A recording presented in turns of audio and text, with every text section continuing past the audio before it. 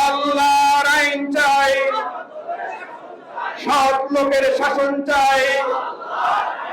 যখন ক্ষমতা এসেছে, চাঁদাবাজি করেছে, দখলবাজি করেছে, টেন্ডারবাজি করেছে, শ্রমিক নিপীড়ন করেছে, শ্রমিকের বরাদ্দের টাকা তারা পকেটে ঢুকিয়েছে।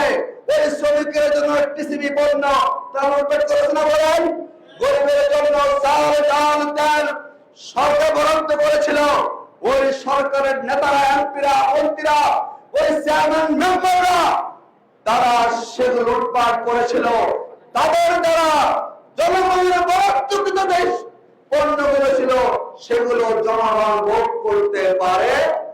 তার মানে হচ্ছে আমাদের এই বাংলাদেশে যারা নেতা হয়েছেন, বিগত সময়ে এমপি হয়েছেন, কাউন্সিলর হয়েছেন, কমিশনার হয়েছেন, আমরা কি বলতে পারবো এই কমিশনারের মধ্যে, এই এমপিদের মধ্যে, মন্ত্রীদের মধ্যে গম চোর ছিল না বলেন? গম চোর, ডাল চোর, চাল চোর ছিল না বলেন? ডাল চোর। এই বাংলাদেশে যারা এমপি হয়েছেন, মন্ত্রী হয়েছেন, মেয়র হয়েছেন, কমিশনার হয়েছেন, এর বেশিরভাগ হচ্ছে কি বলেন তো? চোর, দুর্নীতিবাজ, অসৎ, লুটপাটকারী। আমরা মনে করি এই নতুন বাংলাদেশে শ্রমিকদের দায়িত্ব হচ্ছে যাতে করে এমন কোন নেতা আপনার এলাকার কাউন্সিলর না হতে পারেন, কমিশনার না হতে পারেন, এমপি না হতে পারেন, যে লোকগুলো আপনার থেকে ভোট পেয়ে যারা আপনার হক নষ্ট করবে, চুরি করবে, লুট করবে, আর বিদেশে বিলাসী জীবন যাপন করবে। আমরা মনে করি নতুন বাংলাদেশে এমন কোন নেতাকে এই দেশের শ্রমিকরা আর নির্বাচিত করবে। তাহলেই দেখবেন অধিকার আপনি পাবেন। যদি আপনি ভোটের সময় জানেন সে চুরি করে, জানেন সে অসৎ লোক, জানেন সে ভূমিদস্যু, জানেন সে দখলবাজ, যদি তারপরও আপনি তাকে 500-100 টাকার লোভে ভোট দিয়ে দেন, ওই 500 টাকা দিয়ে একটা ভোট দিয়ে 5 বছরে ওই নেতা কমপক্ষে আপনার 1 লক্ষ টাকার হক নষ্ট করে না বলেন? 500 দিয়ে আপনাকে বুঝ দেয় নগদ নাও, আর আপনার বরাদ্দের সকল চাল, ডাল, তেল, টাকা পয়সা সেই নিজের পকেটে ঢুকায়, তার সন্তানকে বিদেশে পড়াশোনা করায়। আমরা মনে করি 5ই আগস্টে যেরকম ছাত্ররা জীবন দিয়েছে না, তেমনই অসংখ্য শ্রমিক জীবন দিয়েছে না বলেন?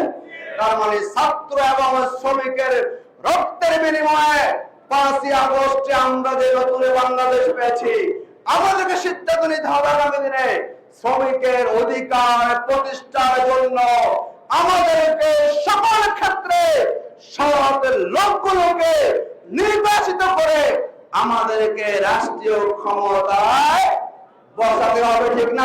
আমরা যদি দুনিয়াতে আল্লাহ যে ফরজ ওয়াজিব এই বিধানগুলি যদি পরিপূর্ণভাবে পালন করতে পারি, তাহলে আমরা আশা করতে পারি আদালতে আখিরাতে আল্লাহ তাআলা আমাদেরকে জাহান্নামের আগুন থেকে মুক্তি দিয়ে জান্নাত দান করবে। বলেন আলহামদুলিল্লাহ।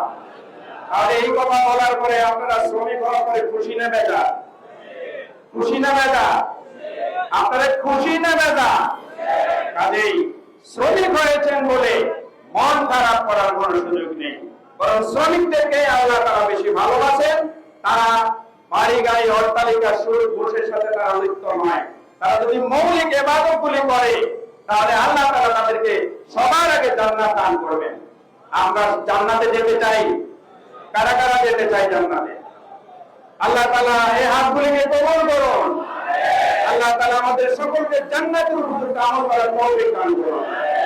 সম্মানিত শ্রমিক ভাইরা, বাংলাদেশ জামাত ইসলামী আপনাদের কাছে একটাই দাওয়াত দিচ্ছে, আসুন আগামী দিনের বাংলাদেশ আমরা যদি দুর্নীতি মুক্ত করতে চাই, সন্ত্রাস মুক্ত করতে চাই, চাঁদাবাজ মুক্ত করতে চাই, বৈষম্যহীন বাংলাদেশ দেখতে চাই, আমরা যদি ইনসাফ ভিত্তিক বাংলাদেশ দেখতে চাই, তাহলে আগামী দিনে আমাদের সকলকে কোরআনের পক্ষে থাকতে হবে ইনশাআল্লাহ।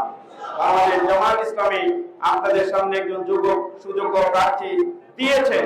তিনি অ্যাডভোকেট, তিনি মাদ্রাসা থেকে কামেল পাস, তিনি বাংলাদেশ ইসলামী ছাত্র শিবিরের সাবেক কেন্দ্রীয় সভাপতি ছিলেন, বাংলাদেশ শ্রমিক কল্যাণ ফেডারেশনের সারা বাংলাদেশ ব্যাপী যে সংগঠন, সেই সংগঠনের তিনি সাধারণ সম্পাদকের দায়িত্ব পালন করছেন। আপনাদেরই নেতা আপনাদের কাছে এসেছে, আপনারা তাকে বিজয়ী করে সংসদে শ্রমিকদের পক্ষে কথা বলার জন্য আপনারা সকলে ভূমিকা রাখবেন।